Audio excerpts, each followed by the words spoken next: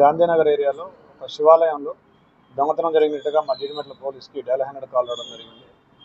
దాన్ని సిపి గారి ఆదేశాల మేరకు ఇమీడియట్గా టీమ్స్ ఏర్పాటు చేసి డిఐ జీడిమెట్ల, అదేవిధంగా సిసిఎస్ సైబరాబాద్, ఎస్ఓటి సైబరాబాద్ ఆధ్వర్యంలో దాదాపుగా 10 టీములు ఏర్పాటు చేసి ఇమీడియట్గా అఫెండర్లని ఒక 12 గంటల లోపల పట్టుకోవడం జరిగింది.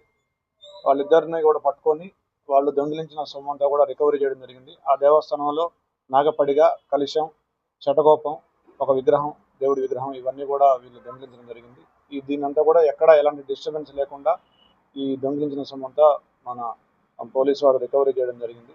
అదేవిధంగా వీళ్ళకి సంబంధించి వీళ్ళ మీద సెక్షన్ 196, 298, 299, 331 సబ్సెక్షన్ 4, 305 BNS కింద వీళ్ళ మీద కేసు పెట్టడం జరిగింది. దీనికి 14 సంవత్సరాల వరకు జైలు శిక్ష విధించబడుతుంది ఈ సెక్షన్లకి. సో వీళ్ళని ఈరోజు ఇమీడియట్